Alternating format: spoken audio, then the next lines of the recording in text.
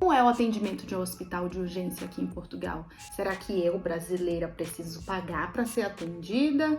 É melhor ter um seguro-saúde? Como é que funciona a saúde aqui em Portugal? Oi, seja muito bem-vinda ao meu canal, eu sou Jéssica Patriarca e nesse canal aqui eu compartilho como vem sendo a minha vida nos últimos 6 meses que eu cheguei aqui em Portugal. Então, se você gosta de conteúdos assim, eu vou pedir para você deixar o like no vídeo, se inscrever no canal, no botão inscreva-se aqui embaixo, e também encaminhar esse vídeo para algum amigo que pensa em vir morar em Portugal ou que já mora aqui e não sabe como ser atendido tanto na rede básica quanto na rede avançada de saúde aqui em Portugal. Então aguarda a vinheta que depois dela eu vou te contar como funciona o atendimento de saúde aqui em Portugal.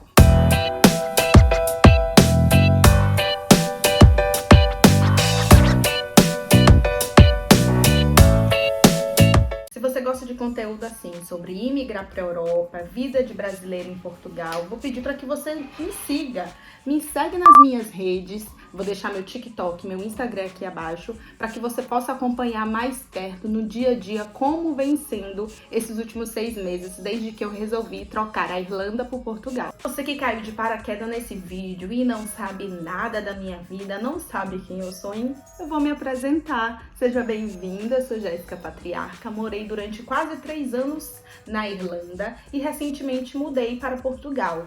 E desde então venho compartilhando como tem sido esses primeiros 6 meses.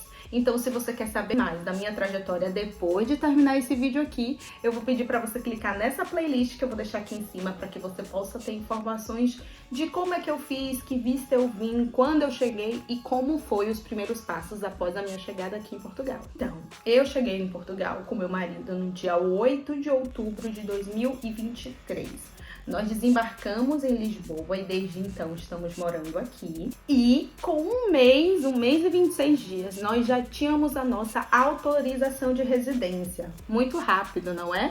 Você não conferiu como foi o processo da nossa autorização de residência, que tipo de visto a gente veio, vou deixar linkado aqui acima os vídeos relacionados para que você possa se atualizar. Mas para que esse vídeo não fique muito longo, vou tentar resumir um pouco desde o dia que a gente chegou até o momento em que eu finalmente consegui o meu número de utente. Assim que tivemos a nossa autorização de residência, continuamos os passos da programação da nossa imigração. Conquistar outros documentos, os quais a gente só ia poder conseguir conquistar após a emissão da nossa autorização de residência. E o primeiro documento que nós fomos atrás após a emissão da autorização de residência foi o número de utente. Então eu fui no centro de saúde mais próximo do lugar onde eu estou morando e pedi para saber como é que poderia ser atribuído o meu número de utente definitivo, sendo que eu era brasileira, já tinha o meu PB4. Se você não sabe o que é PB4, digita aqui abaixo que eu vou te dizer o que é PB4. Eu tinha meu passaporte brasileiro, tinha minha autorização de residência e tinha o meu PB4. Então eu fui me informar, fui procurar saber deles como é que eu poderia dar entrada no meu número de utente definitivo. Eles me deram um papel e pediram para eu enviar um e-mail com todos esses documentos que eu vou deixar na tela, para que quando eles tivessem vaga, eles pudessem me encaixar para que eu pudesse dar entrada no meu número de utente. Se ainda não viu o vídeo em que eu tentei fazer isso, eu vou deixar linkado aqui acima também para que você possa acompanhar. Então, eu mandei um e-mail no dia 3 de janeiro pedindo a solicitação da atribuição do meu número de utente para a zona em que eu moro. Neste e-mail, eu encaminhei dizendo que eu queria ter agendamento, que eu queria saber como era o processo para ter o número de utente atribuído a mim. Encaminhei o meu NIS, o meu NIF, o meu passaporte, o meu PB4, um comprovativo de morada, o meu e-mail e o meu telefone. E eu mandei também o contrato de arrendamento. Nesse meio tempo, grava bem as datas. Eu enviei isso no dia 3 de janeiro. Neste meio tempo, enquanto eles não me respondiam, eu ia lá, procurava saber. Eles falaram que tinha uma longa espera, que realmente aqui em Portugal os processos burocráticos estão demorando muito, porque está um grande número de imigrantes chegando cada vez ao país e que não se dá conta de se encaixar esses imigrantes no centro de saúde respectivo onde eles moram, que era para eu aguardar e que em breve eu iria ter algum contato. Dito e feito. Eu tive esse contato, mas antes de eu falar desse contato e como foi atribuído o meu número de utente, eu tive uma gripe forte e precisei de assistência médica. Não sabia o que fazer, recebi uma informação de uma amiga que morou aqui já, que me falou que era para eu entrar em contato com o SNS, que é o Serviço Nacional de Saúde. Vou deixar o número na tela também, que essa dica é super importante. Se você mora aqui ou tá pensando em vir morar aqui, esse número tem que estar salvo na sua agenda do seu telefone, porque a gente nunca sabe quando a gente vai precisar. Então, eu liguei para o SNS, informei quais eram os sintomas que eu estava sentindo e disse que eu tinha autorização de residência, mas que ainda não tinha sido atribuído o número de utente para mim.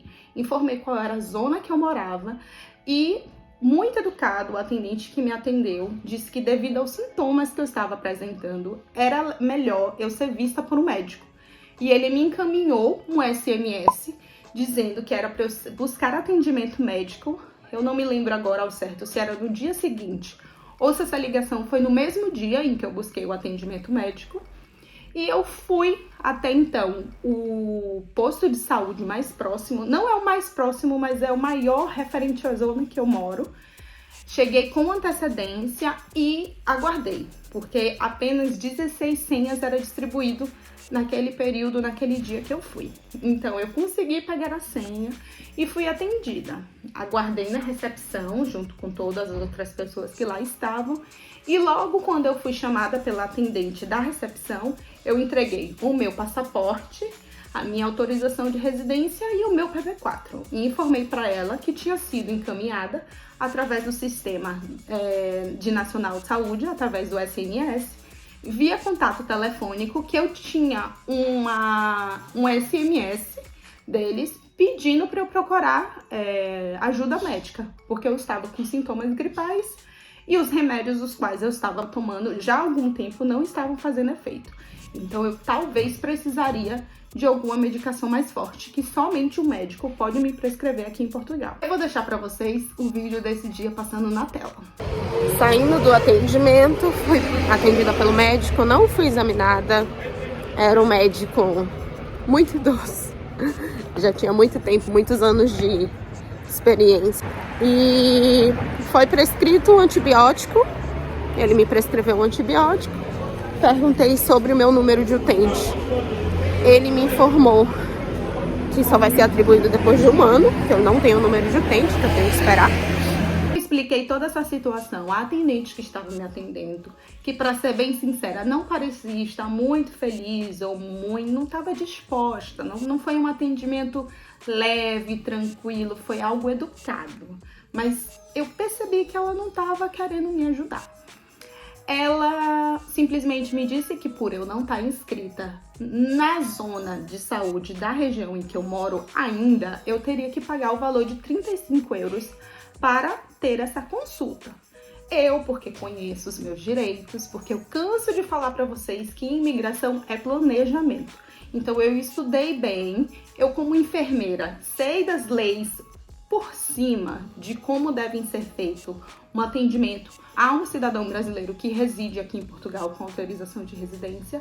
Eu sabia dos meus direitos e eu informei para ela que, segundo o decreto, que eu vou deixar na tela para vocês, se o paciente for encaminhado pelo Sistema Nacional de Saúde, não deverá mais pagar a taxa reguladora. Que isso funcionou até um certo período do ano passado, mas do ano retrasado, de 2022, mas que atualmente essa lei já não existe mais.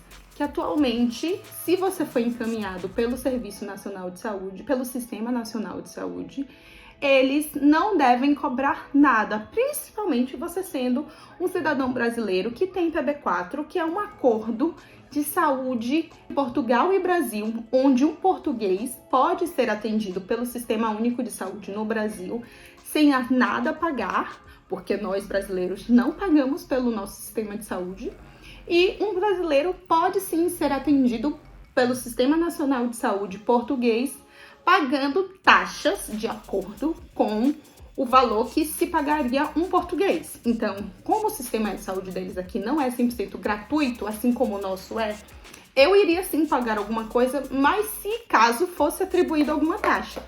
A taxa que ela queria me cobrar é que eu estava chegando lá sem nenhum encaminhamento. E eu sabia que eu estava chegando lá com o encaminhamento do Sistema Nacional de Saúde. Então, sendo assim, não haveria porquê eu pagar uma taxa moderadora.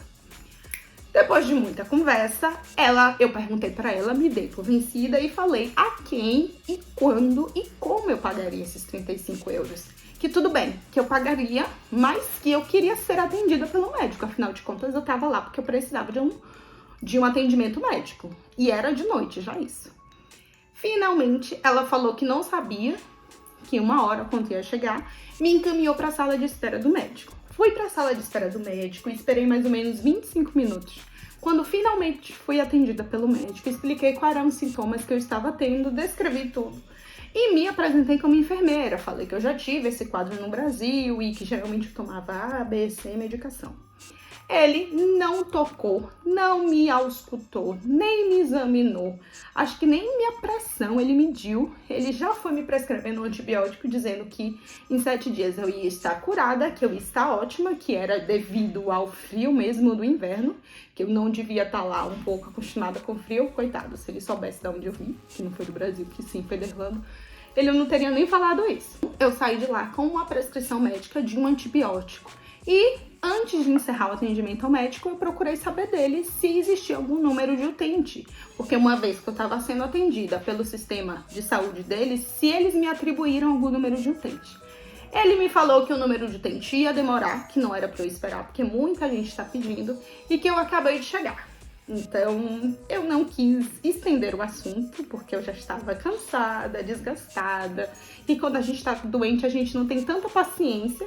Então, eu preferi deixar o assunto por encerrado e pegar minha prescrição, ir na farmácia, comprar meu remédio e esperar ficar melhor. E assim foi feito, e assim, graças a Deus, eu fiquei melhor. Isso foi por volta do dia... Eu não lembro qual foi o dia, mas vou deixar na tela aqui pra vocês.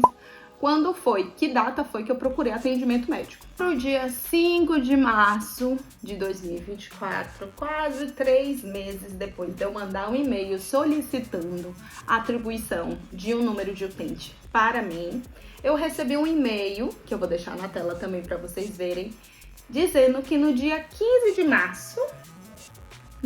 dizendo que no dia 13 de março eu tinha um horário às 12 horas, para ser atribuído o meu número de utente na unidade de saúde mais próxima à minha casa.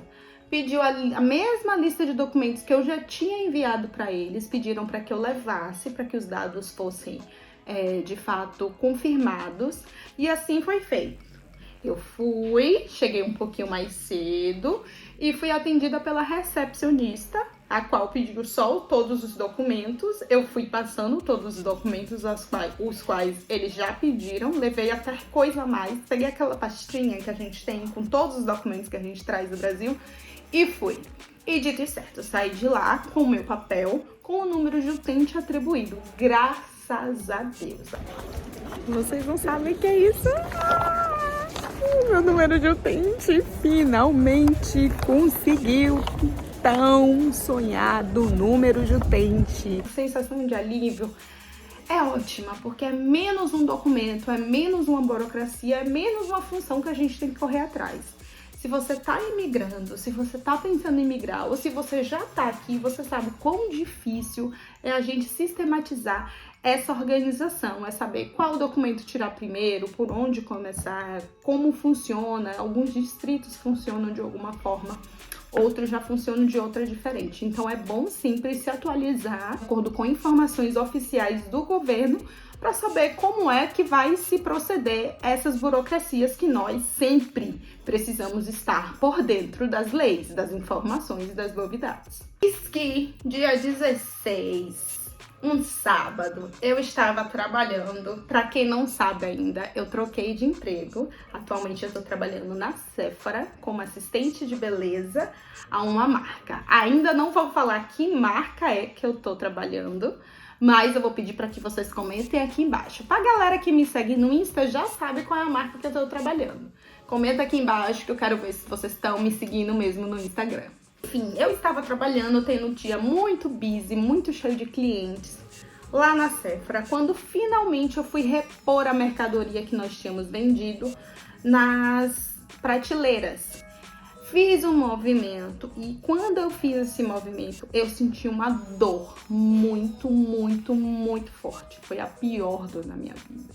Ao mesmo tempo que eu senti essa dor na coluna, eu senti que eu ia desmaiar. Então eu comecei a ouvir as pessoas longe, a ver as pessoas meio que azul, meio que roxo, uma experiência meio estranha. E vi que eu ia perder os meus sentidos. Só deu tempo de eu avisar a cliente, coitada, que estava do meu lado, que eu não estava me sentindo bem, que era pra ela, por gentileza, me segurar, que eu poderia desmaiar a qualquer momento. Dito e certo, eu desmaiei lá no chão da Sephora, às 5 horas da tarde.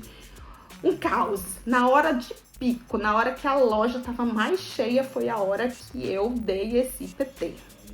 E quando acordei com vários amigos em volta de mim, perguntando se eu estava ouvindo, se eu estava bem. Eu ainda sentia muita dor, mas não conseguia me mexer. Tentaram me carregar, tentaram me colocar em cadeira, mas eu não conseguia mesmo me mexer, porque a dor que eu sentia na lombar era muito forte. Foi aí que eu percebi que talvez meu problema fosse mais sério do que parecia. Eu fui encaminhada para a administração do shopping ao qual eu trabalho e de lá eu fui transferida de ambulância do hospital porque eu não conseguia sentar, então não adiantava pedir um Uber ou pegar um carro de alguém emprestado e me levar para prestar socorro no hospital. Eu precisava ser transferida de ambulância porque eu só conseguia deitar, eu não conseguia sentar.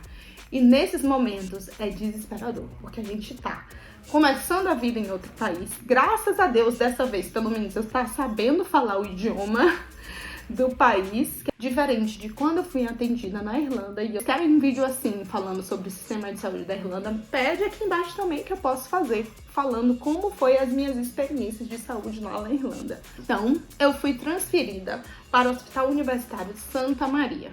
Fui transferida de ambulância, maca, tudo isso.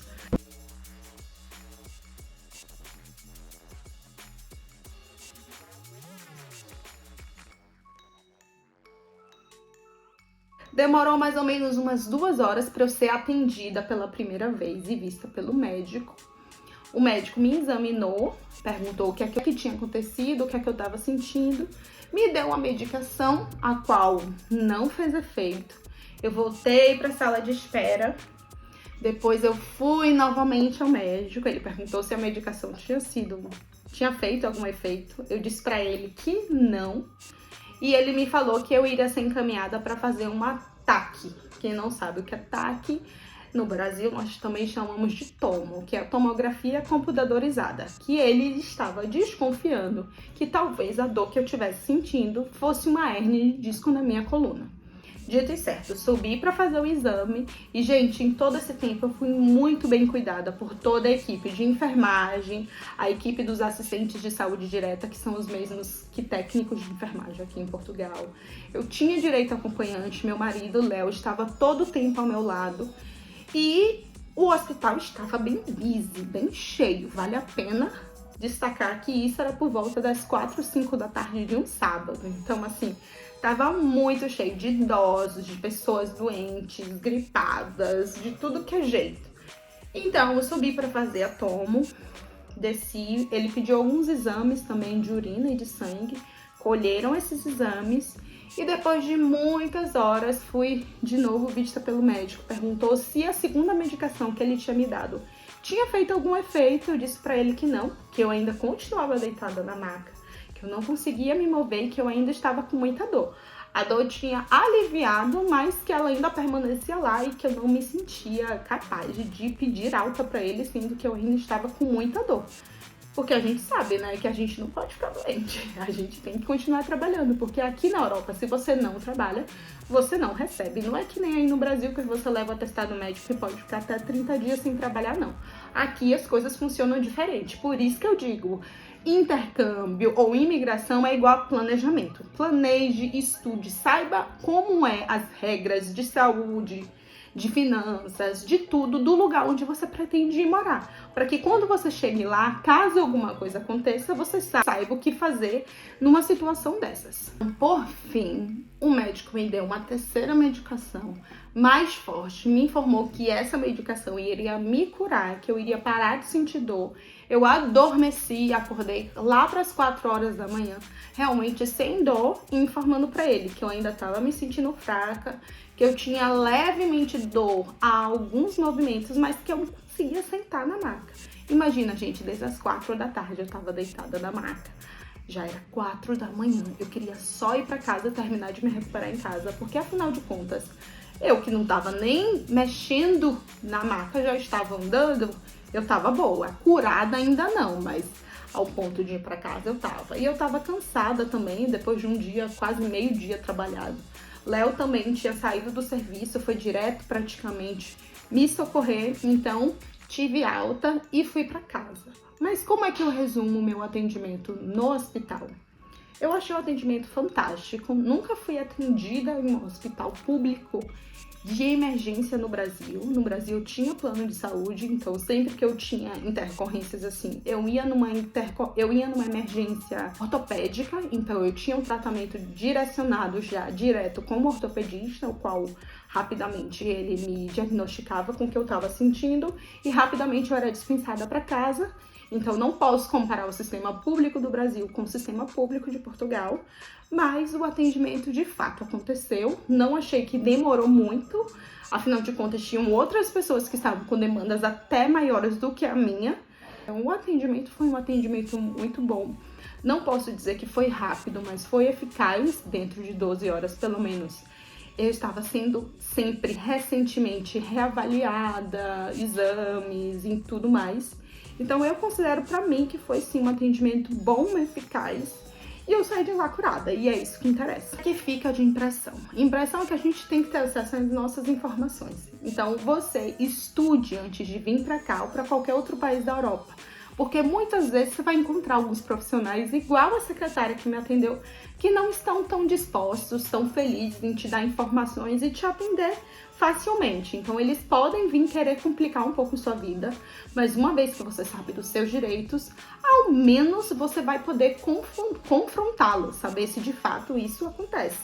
Caso não aconteça, ou caso a gente nunca sabe o que possa acontecer, você sabe ou não, ou você pesquisa como você vai tomar as medidas necessárias para que você não fique sem aquele direito seu. Ora, se eu não tivesse a minha autorização de residência e se nesse meio tempo eu não tivesse feito o meu número de utente definitivo, eu não sei se todo esse atendimento seria gratuito e rápido da forma que foi. Porque ao chegar no hospital, a primeira coisa que me pediram foi uma foto do meu passaporte e também uma foto do número de utente atribuído a mim. Devido a isso, devido a eu ter esses 2 documentos, eu não tive nenhum tipo de problema. Mas caso eu tivesse só com o PB4, eu realmente não sei o que poderia ter acontecido. Se eu iria pagar ou se eu iria ser atendida pelo hospital no momento. Então é muito importante que você venha preparado com o seu planejamento feito de que documento tirar, quando tirar e aonde requerir esse documento. Tem muita gente que tá querendo vir para Portugal, me pergunta se valeu a pena a troca da Irlanda para Portugal. E eu sempre falo, gente, vocês têm que ver a realidade de vocês. Vocês têm que estudar o planejamento da imigração ou do intercâmbio de vocês. Aqui eu tô compartilhando as minhas experiências, mas nós sabemos que as coisas podem mudar, cada um pode ter uma experiência. Eu tenho certeza que vão ter comentários aqui abaixo que vão falar que teve um péssimo atendimento na rede pública de Portugal. E não quer dizer que seja mentira, porque experiências são diferentes. Você pode ter uma e eu posso ter outra. Então eu quero deixar claro que aqui é o relato apenas da primeira e a segunda vez que eu precisei ser atendida aqui em Portugal nesses últimos 6 meses. Não tô querendo vender o país para você ou querer dizer que sim, a saúde daqui presta, porque eu já ouvi muitas coisas faladas, relatadas, experiências passadas não tão boas como foi assim comigo. Então eu sou grata porque de certo modo eu tive sorte, mas as coisas poderiam ter ido por caminhos diferentes caso eu não tivesse a documentação necessária. Por isso eu sempre reforço a importância de uma imigração legal. Se você puder sair do Brasil para Portugal, primeiro se planeje mentalmente e financeiramente, porque a Portugal de 2024 não é a mesma Portugal de 2016. O custo de vida aqui está cada vez mais caro, as condições de vida, o valor do salário mínimo não é suficiente para você viver tranquilamente como imigrante. ainda mais as pessoas que não vêm com planejamento financeiro podem passar por algum aperto aqui. Então eu sempre deixo claro que vocês se programem mentalmente, financeiramente, para que isso possa vir a acontecer da forma mais tranquila, porque problemas vão acontecer. Eu desmaiar não foi uma escolha minha, eu senti essa dor, eu pegar a gripe, não foi escolha minha. Eu estava preparada, eu fui atrás dos documentos necessários que era necessário caso eu precisasse de atendimento médico. Então, pega essa dica e não se esquece de organizar direitinho aí o processo de vocês. Não vem na doida não, porque não dá certo. A gente tá cansado de ver essas histórias aqui de pessoas que vêm na doida para aqui ou para qualquer outro lugar, as coisas não dão muito certo e volta pro Brasil com a mão atrás e outra na frente. A experiência de viver como imigrante, de viver como expatriado não é fácil, independente do lugar que você pretenda ir, seja para Portugal, para Alemanha, para França ou para Irlanda. Então é sempre bom você ter o seu planejamento do que é necessário, do quanto é necessário, para que o seu processo possa ser menos difícil. Porque difícil já é você sair da sua terra natal e tentar começar a sua vida em outro lugar, com outra cultura, com outras leis totalmente diferentes, não é uma experiência fácil. Eu tô na minha segunda imigração e a cada dia que se passa eu tenho mais certeza disso. Então não se esquece, planejamento é a razão de tudo. E para continuar acompanhando a saga de como tá sendo, vou pedir para você me seguir no Instagram, me seguir no TikTok, se inscreve lá no canal de Léo também. Ele também tá sempre compartilhando no ponto de vista dele como tem sido a nossa experiência aqui em Portugal. Não se esquece de deixar o like, compartilhar esse vídeo, se inscrever no canal e ó, um beijo. Até o próximo vídeo.